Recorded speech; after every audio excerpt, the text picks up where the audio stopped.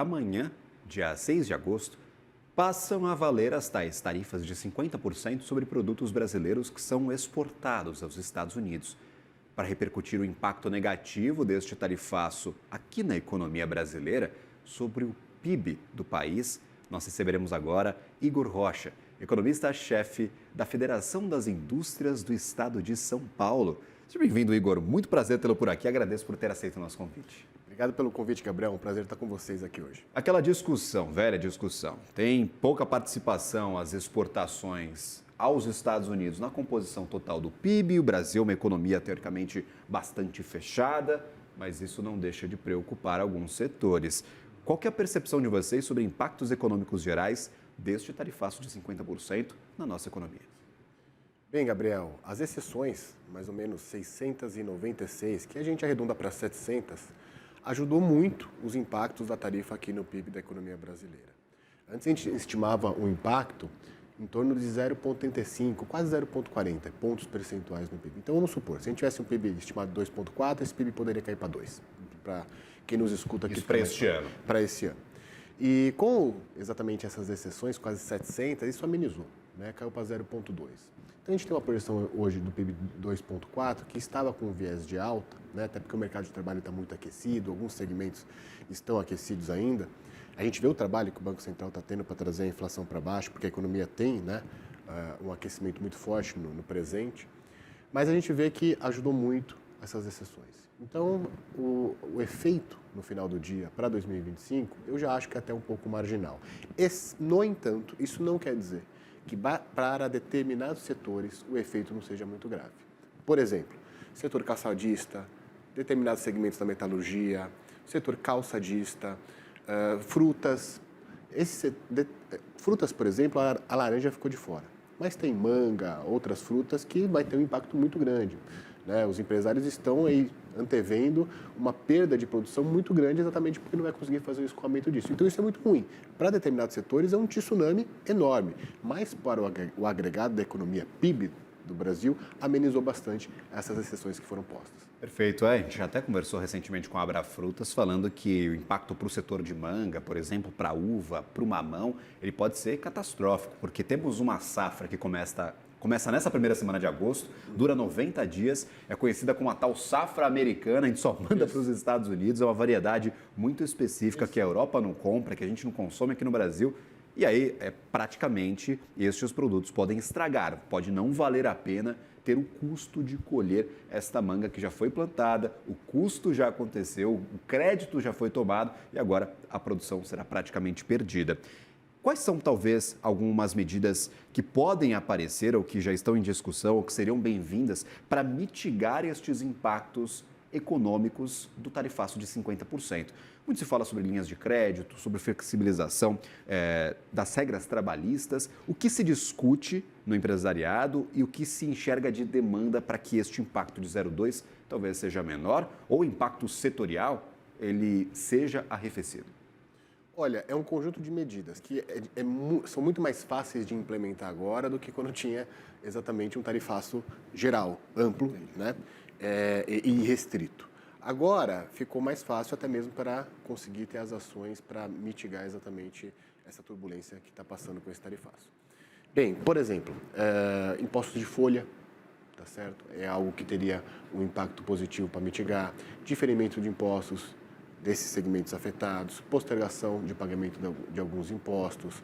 Esses setores que contraíram essas dívidas, se houver com os bancos públicos, né, porque com o banco privado é mais complicado, mas com o setor público, como por exemplo o BNDES, se conseguir fazer uma postergação do pagamento, dar um waiver por 3 meses nos juros ou mais, de 1 ano nos juros, para que consiga fazer exatamente esse acerto de contas após passar esse momento mais turbulento, são ações que podem ajudar, tá certo? Até porque é claro que não vai se resolver isso no curtíssimo prazo. Mas depois de 1 ano, 2, 3 anos, a coisa começa a se arranjar de alguma forma, novos mercados começam a ser abertos e de certa forma, a estrutura da economia começa a ter um novo rearranjo. Mas, no momento, nos próximos 1, 2, 3, 6 meses até 1 ano, vai ser, para esses segmentos afetados, você deu o exemplo, por exemplo, da manga, né? Tem uma manga que é exportada para os Estados Unidos, que é uma manga Kent, né? Que ela vai exclusivamente para esse mercado americano. Então, como que você vai fazer exatamente com esse tipo de produto? É difícil, no curtíssimo prazo, você fazer um rearranjo. Então, ações desse tipo que possam mitigar exatamente os impactos, nesse momento é muito importante. Perfeito. Vocês levaram até onde este modelo de impactos projetado, talvez 0,2 pontos percentuais por cento para o crescimento do PIB neste ano? Vocês levaram até o ano que vem? Até onde vocês estão enxergando esses efeitos sobre a economia deste tarifaço de 50%? Lembrando, entra em vigor amanhã, mas nem essas taxas a gente tem certeza de que vão começar a vigorar, teremos mais exceções, serão negociadas em 6 meses, 1 mês, 1 ano, 3 anos, não vão ser negociadas. Até onde vocês fizeram essas projeções e como que vocês estão imaginando o ano que vem, por exemplo? A gente fez para 25 e para 26. 25 estamos com 0,2, 26 estamos na ordem próxima de 0,35. Por que é maior? Porque quando a gente pega esse ano, mais da metade do ano já andou. Então, obviamente que você tem um impacto menor. 26, em tese, é o ano inteiro, tá certo? Para a foto que a gente tem hoje, né? Então, o impacto deverá ser maior. É exatamente por isso que a gente tem essa diferença de 0,20 para 0,35 no PIB de 2026. Perfeito. E a partir daí, a gente, teoricamente, tem aqueles efeitos de médio e longo prazo que são talvez imponderáveis. A abertura de novos mercados, a diversificação de parceiros, o rearranjo das produções aqui no Brasil. Não vai ter mais produção perdida, talvez porque o empresariado vai diminuir a sua capacidade produtiva. A partir daí fica mais difícil da gente projetar impactos de um tarifaço mais longo, mais abrangente, porque a gente não sabe até onde vão essas políticas comerciais de Trump. Fica, porque daí a gente entra numa previsão do futuro que é muito incerta. Então, quais os pressupostos, quais são as hipóteses que a gente vai adotar nos modelos? Isso é muito difícil, por isso que a gente consegue fazer para 25, para 26. E é importante destacar que nesse processo dinâmico, eu acredito que outros bens entrarão nessa exceção. Eu dou um exemplo, por exemplo, do café. O café, os Estados Unidos é um grande consumidor de café, os Estados Unidos acho que praticamente não planta um pé de café. Então, se você for pensar, não tem nenhum bônus dos Estados Unidos tarifar o café que ele mesmo consome, só tem ônus, tá certo? Vai inflacionar, obviamente, né? Vai aumentar o preço desse bem no mercado americano. Então, são exatamente pontos como esse que deverão ter um ajuste ao longo do processo, né? Então, quando a gente tiver essa conversa ano que vem, por exemplo, a gente vai conseguir ter outras hipóteses para a gente recalcular os efeitos para a economia brasileira. Perfeito. Quando a gente olha, por exemplo, para efeitos sobre política monetária, hoje saiu o ata do Copom, a gente estava lendo documento aqui junto com a nossa audiência, e o Copom se demonstra bastante preocupado com esse cenário externo. Fala, ó, o tarifaço, ele gera talvez um pouco menos de incerteza, porque já tivemos acordos firmados com grandes parceiros dos Estados Unidos. E aí eu cito União Europeia, Japão, Coreia do Sul, todos estes fecharam acordos, diminui um pouco a incerteza. Mas para o Brasil a história é outra. Pode ter um impacto setorial bastante relevante e os impactos gerais para a nossa economia, em cima de inflação, de mercado de trabalho, também de crescimento do PIB, estes são incertos. Como é que você enxerga a posição do Banco Central agora com este tarifaço no horizonte? Pode mudar o rumo da política monetária brasileira? O balanço de riscos ainda está simétrico quando a gente lê tanto o comunicado quanto a ata do Banco Central, certo? Então, o que quer dizer isso? Os riscos altistas e baixistas estão simétricos, estão em equilíbrio. Foi por isso exatamente que o Banco Central decidiu tirar o pé do acelerador do aumento da taxa de juros para esperar para ver o que vai acontecer, dada essa incerteza. Até para sentir o impacto que vai ter um juro bastante restritivo, bastante alto, na economia brasileira. Então, está no momento de espera, né? Vamos olhar e vamos ver o efeito que vai ter para a gente tomar as próximas decisões. Como que a gente linka isso e as possíveis preocupações diante do tarifaço? Por um lado, pode ter um aumento da oferta, como, por exemplo, carne, tá certo? Dando um exemplo aqui qualquer. Que é o que a gente exporta bastante para os Estados Unidos. E isso pode, obviamente, abaixar o preço, porque você tem um aumento de oferta, né, que não corresponde à demanda, porque você não tem um mercado externo, você fica restrito ao mercado doméstico. Você fala, olha, então tira a pressão da inflação. Perfeito. Por outro lado, neste exemplo que a gente está dando aqui, você pode ter um efeito no câmbio. Na medida que o Brasil passa a ser, digamos assim, um alvo, né, de uma política tarifária mais agressiva, os investidores podem olhar para o Brasil e falar, poxa, esse país aí está um pouco... Eu estou com medo de investir, então eu tiro investimentos. Quando você tira dólares... Vou pular fora, exatamente, tira a grana dela. Exatamente. Então, o que você faz? Por um outro lado, pode ter um efeito de o câmbio subir, ou seja, o real se desvalorizar em relação ao dólar. E daí, quando isso acontece, você tem um efeito cambial, que você pode começar a trazer inflação aqui para dentro, né? do pass-through cambial que tecnicamente nós economistas falamos. Então, embora você tenha um efeito baixista pelo aumento da oferta, você pode ter um efeito altista da inflação pelo efeito do câmbio. A gente não consegue saber como que está isso agora, nessa equação e nesse balanço. Por isso que a gente está no momento de espera para ver o que vai se sobressair sobre o quê. Não está aparecendo, pelo que a gente está olhando no câmbio e o que a gente está olhando na oferta da economia, que vai ter um efeito para o aumento da inflação. Está aparecendo o contrário. Exatamente, que não vai ter um repasse do câmbio, porque o dólar está se desvalorizando, não só em relação ao real, mas quanto às cestas de moedas de outros países, e está tendo um aumento da oferta de alguns bens, como, por exemplo, da carne. Nesse sentido, se assim continuar, a gente tira a pressão, né, uma pressão altista dos preços, e pode facilitar aí o trabalho do Banco Central no futuro. Por isso que o Focus, os analistas e os economistas estão revendo para baixo a inflação. Já há diversas semanas, se eu não me engano, aqui eu vou chutar um número de cabeça, mas eu acho que é um número bem próximo da realidade. Foram 8 revisões seguidas nos últimos boletins Focus de inflação para baixo. Estou olhando aqui o dólar, hoje com negociação em R$ 5,52, 0,31% de alta. Dólar lá fora, já desde o início do ano, sofre essa desvalorização, 10% já por alto, aí, em valores arredondados de desvalorização para o câmbio. E aqui no Brasil a gente saiu de 6,18 no começo do ano, agora preço de 5,52. Então está também perdendo força, já é uma desvalorização bem importante do dólar em relação às moedas mundiais. E aí, por exemplo, a gente fala sobre todos esses efeitos. Para a indústria, a percepção é a mesma que os efeitos poderão ser menores quando a gente fala setorialmente para o setor industrial, porque a gente consegue fazer algumas substituições de parceiros comerciais para commodities, por exemplo. Todo mundo quer comprar café, todo mundo quer comprar carne e outros produtos exportados pelo Brasil, mas os Estados Unidos são um parceiro muito importante do setor industrial brasileiro. E aí parte deste empresariado que vai ser afetado vai tomar chumbo nas duas pontas, porque tem tarifa nos Estados Unidos e tem a taxa de juros aqui que continua em 15%, restringindo estes novos investimentos e o crescimento. Qual que é a percepção do setor industrial? Também saiu melhor do que encomenda estas exceções e ainda tem bastante gente impactada dentro deste mesmo setor? Quando a gente olha a indústria como um todo, e daí a indústria tem o seu grande segmento, né, e tem os seus 3 subsegmentos, vamos chamar assim, dentro dela, que é o que? A extrativa, a construção civil e a manufatura, que é a indústria de transformação.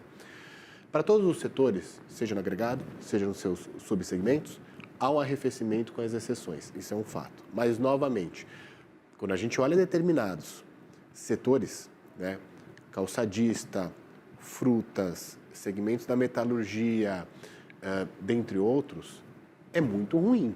É muito ruim e é muito preocupante para esses setores, né? Você tem um desarranjo da sua produção muito forte, tá certo? E a gente tem que trabalhar exatamente para que esses setores, né, consigam um tratamento que não os impacte como antigamente estava previsto para toda a economia. Isso que a Fiesp está trabalhando nesse momento. Perfeito. E efeitos sobre o mercado de trabalho, eles também podem ser menores em relação ao desaquecimento, porque vimos os últimos dados de emprego, tanto do CAGED quanto da PNAD contínua, mostram um mercado de trabalho ainda muito forte. Construção contratando, a indústria contratando, o comércio contratando, serviços também. Todos os 5 setores são pesquisados pelo CAGED, estes contrataram nos últimos meses. Como é que está a percepção agora para o mercado de trabalho, para essa empregabilidade por conta do tarifaço? Não só por conta do tarifaço, mas por outras tantas variáveis econômicas que a gente tem, como por exemplo o juro, quando a gente olha para frente, as revisões que a gente está fazendo é de um desaquecimento da economia. Mas o mercado de trabalho, ele é o que nós economistas falamos, ele é mais inelástico. Vou traduzir aqui a tecla SAP. Quando você tem, obviamente, uma queda de demanda, uma crise, um arrefecimento da economia, ele demora mais para reagir. Por quê? Tanto para contratar quanto para demitir, há custos. Então, o empresário, as empresas esperam um pouco mais para sentir o que de fato irá acontecer, seja para contratar, seja para mandar embora.